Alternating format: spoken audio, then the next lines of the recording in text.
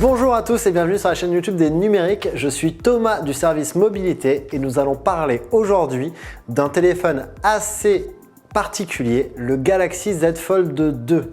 Il s'agit du tout dernier téléphone pliant de Samsung qui intègre un sacré lot de nouveautés depuis le Galaxy Fold qui était sorti courant 2019 et un téléphone particulier, test un peu particulier. Nous allons nous attarder un peu plus que d'habitude sur les usages lors de ce test et pour vous expliquer en profondeur tout ce qu'on peut faire avec ce téléphone à deux écrans.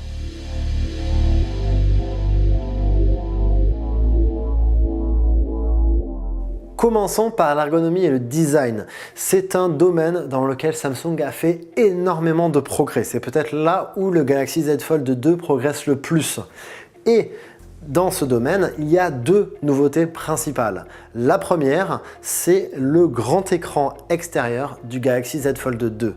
La seconde, c'est la charnière. Mais commençons par l'écran extérieur du téléphone. Là où le Galaxy Fold, premier du nom, proposait un petit écran extérieur de 4 pouces et quelques qui ne servait finalement qu'à afficher des notifications, on a cette fois un véritable écran extérieur. Il fait 6,3 pouces à un format encore un peu particulier, c'est un ratio 25/9, donc c'est encore plus étiré qu'une image de film par exemple qui est tournée en 21/9, mais on a un écran qui est utilisable ou qui se rapproche encore un peu plus de celui d'un smartphone classique qui va avoir un ratio 21/9 ou 20/9.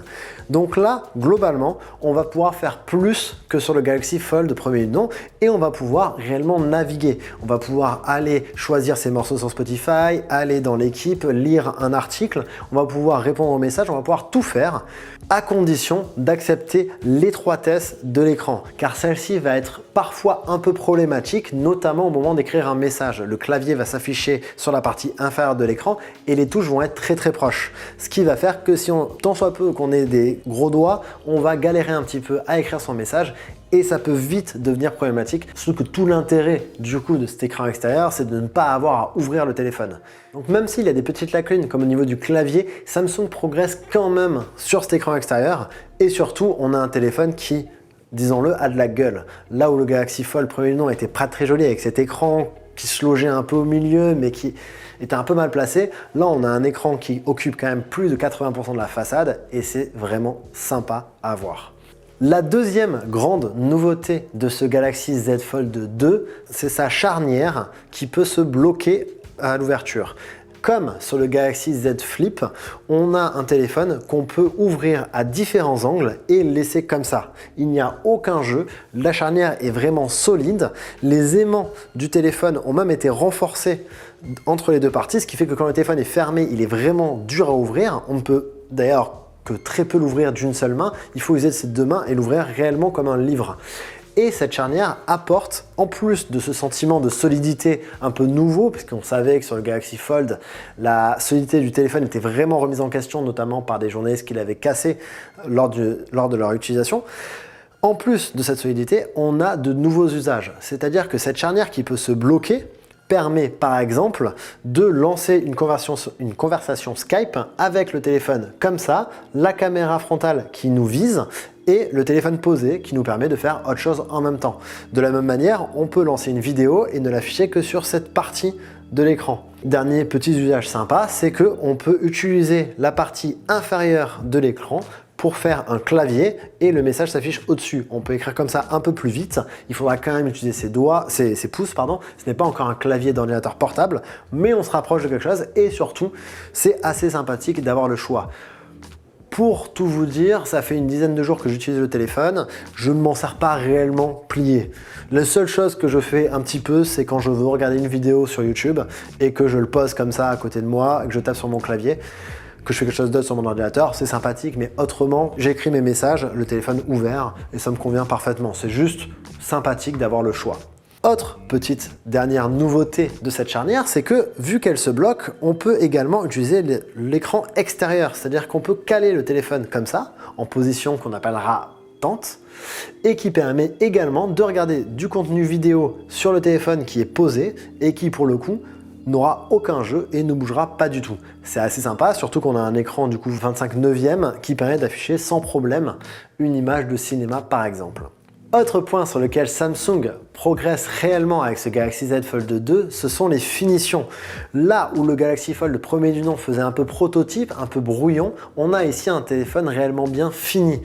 Il profite du même type de finition que le Galaxy Note 20 Ultra. On retrouve la couleur Mystic Bronze, on retrouve le dos métallique mat qui est assez joli, le même module photo, mais pour le coup, ici, le téléphone est tellement immense qu'avoir un îlot photo qui ressort un petit peu, ce n'est plus si problématique. Et un téléphone qui est vraiment bien beau.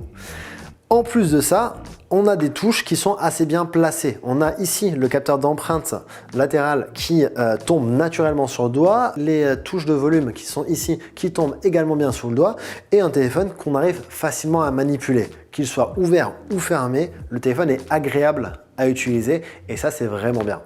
On a quand même deux lacunes du côté de l'ergonomie et du design de ce Galaxy Z Fold 2. La première, c'est que Samsung n'arrive toujours pas à rendre étanches ses téléphones pliants. Malgré ces 2000 €, il n'est pas possible d'approcher le Galaxy Z Fold 2 d'une piscine ou de la pluie. Il faudra donc faire très attention.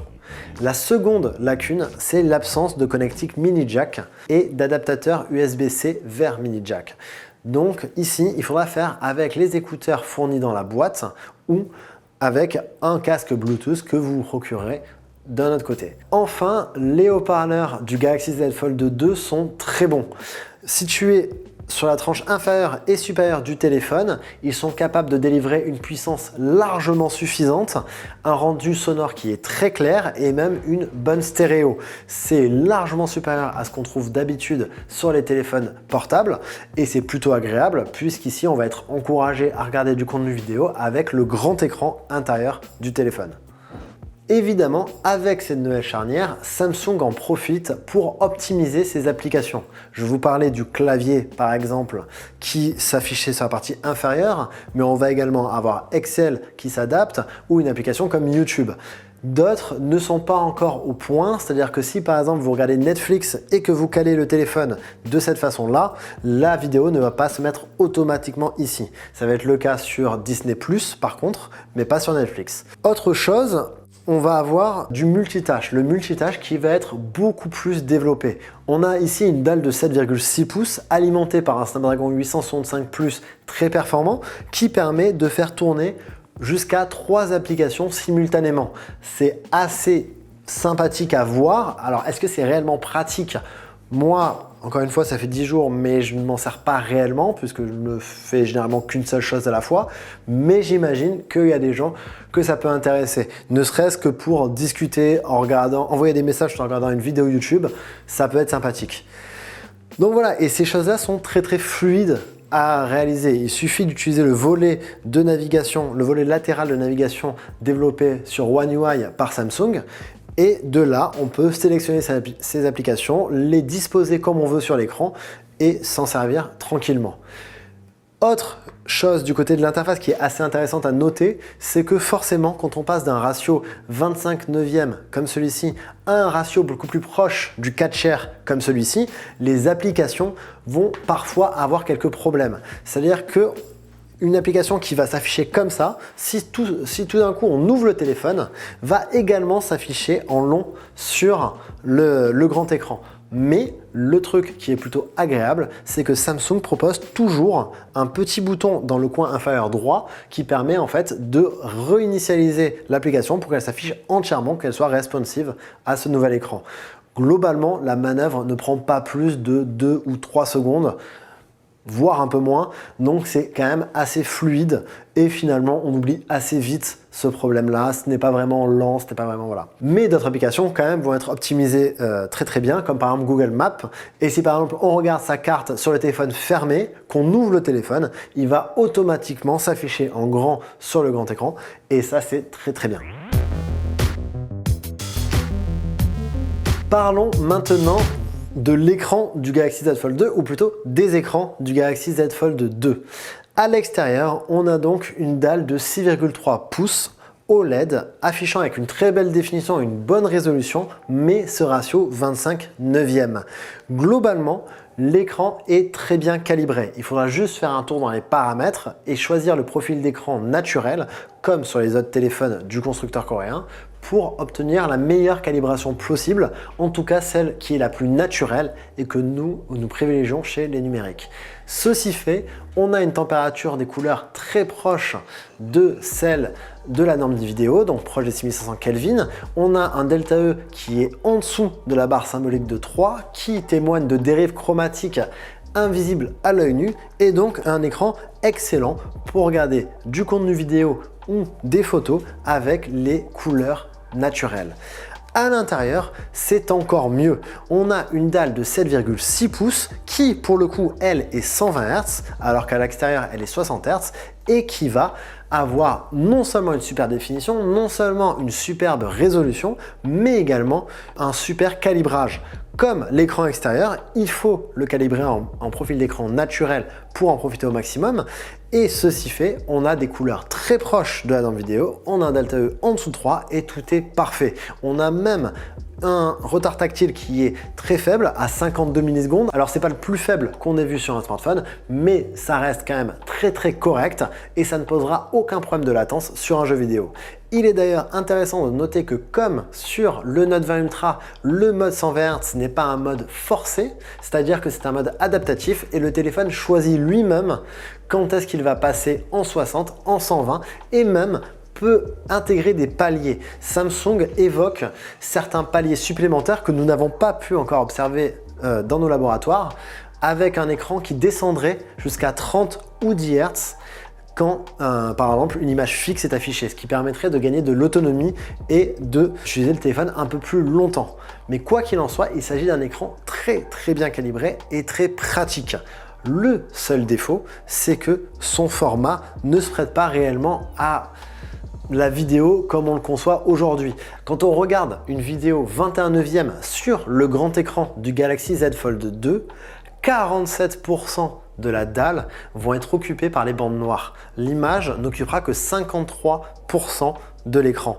Et ça, c'est problématique. Sur un contenu 16/9, on va monter aux alentours de 70%, ce qui est un peu mieux, mais ça reste assez faible.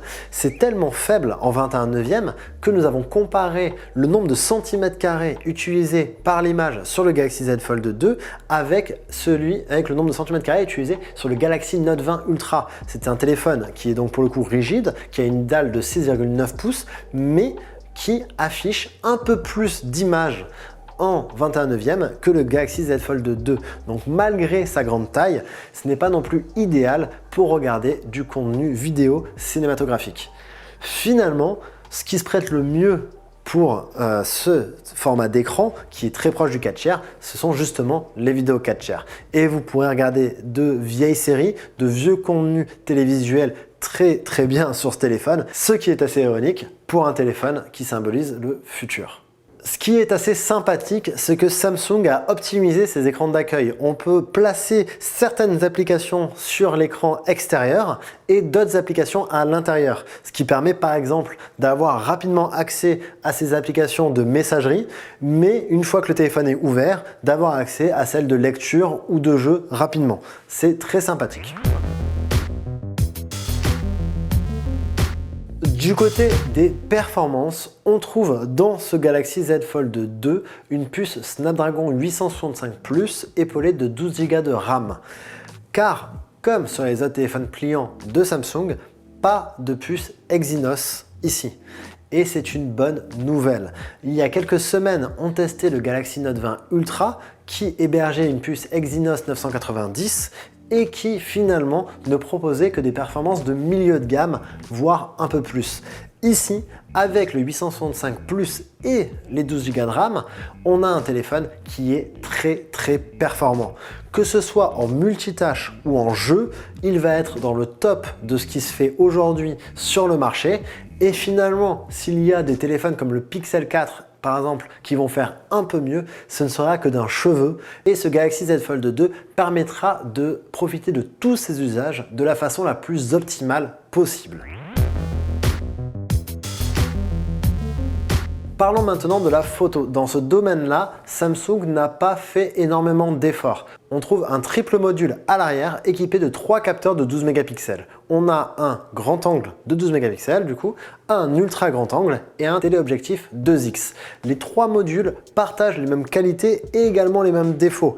On a des clichés qui sont plutôt bons globalement, qui sont clairement exploitables de jour, mais qui vont être un peu trop traités. On reconnaît le traitement logiciel signature de Samsung avec un lissage de l'image, des contrastes qui sont poussés et des couleurs qui pètent un peu. Mais au-delà de ça, on a des photos qui sont quand même bonnes. De nuit, en revanche, c'est un peu plus compliqué car le traitement d'image est un peu moins maîtrisé et on va avoir un lissage qui va tantôt faire disparaître les couleurs, tantôt faire disparaître le détail et globalement des clichés qui sont, oui, exploitables, mais qui ne sont pas super bonnes. On va être largement en dessous, par exemple, d'un P40, mais également d'un S20 Ultra qui était véritablement excellent en photo et également excellent de nuit. Et c'est assez intéressant de voir ça, car même si le Galaxy Z Fold 2 est lancé à 2020 €, Samsung a fait quelques sacrifices du côté de la photo. De leur côté, ils nous disent que c'est parce que la photo est l'apanage de la gamme S et que c'est également pour ça que les Note 20 et Note 20 Ultra ne sont pas si performants en photo. Mais ça reste une réponse qui gêne un petit peu, car si sur Galaxy Z Fold 2, en plus d'avoir un écran pliant, avait eu un capteur 108 mégapixels et les performances qui vont avec, ça aurait été tout bonnement parfait. Et d'ailleurs, il en est de même à l'avant. Le Galaxy Z Fold 2 n'a pas une caméra frontale, mais 2 caméras frontales. Elles sont identiques avec un capteur de 10 mégapixels qui produit de bonnes photos qui vont être un peu lissées, un peu traitées. On va avoir le syndrome de la peau de bébé sur ce selfie, mais il est possible d'y remédier en désactivant tous les filtres de beauté. Donc globalement, c'est correct sans être excellent. Enfin, le téléphone est capable de filmer en 4K. Il le fait très bien, sans sourciller grâce à sa puce Snapdragon 865+. Mais c'est vrai qu'on aurait pu s'attendre à avoir de la 8K. Le S20 Ultra est capable de le faire et encore une fois, si Samsung avait voulu pousser la technologie dans tous les domaines de ce téléphone, il aurait pu ajouter cette fonctionnalité. Enfin, l'autonomie. Le Galaxy Z Fold 2 intègre un accumulateur de 4500 mAh. C'est le même accumulateur qu'on avait vu il y a quelques semaines sur le Note 20 Ultra. Mais les résultats ici sont mieux. Mieux parce qu'en fait, on a cette fameuse puce Snapdragon 865+ qui optimise beaucoup mieux les usages et l'interface. Ainsi, sur notre protocole d'autonomie, l'écran extérieur a réussi à tenir 19 heures. C'est très bon et cela permet d'utiliser le téléphone pendant longtemps.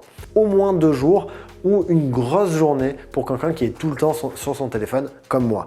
En revanche, l'écran intérieur est beaucoup moins autonome, très défini, avec une belle résolution. Il dépense énormément d'énergie, surtout en 120 Hz. Le téléphone est mis de base par défaut en adaptatif, donc dans ce mode qui alterne entre le 60 Hz et le 120 Hz, et cela consomme beaucoup d'énergie. Face à notre protocole d'autonomie, il n'a tenu que 12 heures. C'est un peu moins que le Note 20 Ultra.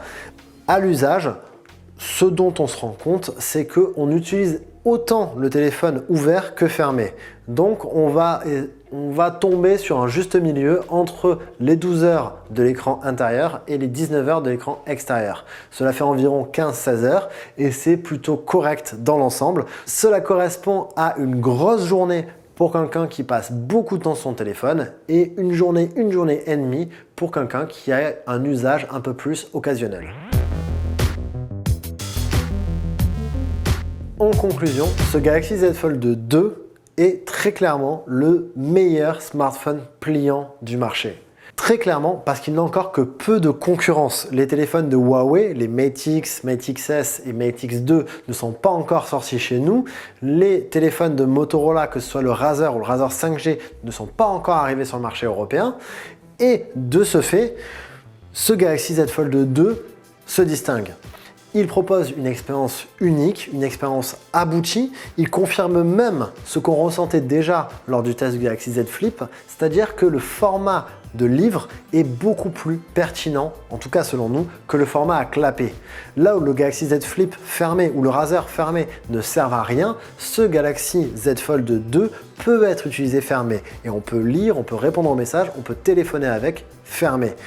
Ouvert, il est encore mieux. Il propose une expérience qu'aucun autre smartphone ne propose. Que ce soit du côté de la lecture ou du jeu, on va avoir un téléphone qui est unique et véritablement réjouissant. Alors oui, il va avoir des bémols du côté de la photo ou de l'autonomie. Oui, il va lui manquer l'étanchéité IP68 ou encore une connectique mini jack. Ces critères-là lui font perdre la 5 étoiles chez nous. Il n'a que 4 étoiles au global. Mais par sa proposition, par l'expérience qu'il propose, il se distingue des autres téléphones et préfigure un avenir pour le pliant qui est, disons-le, assez excitant.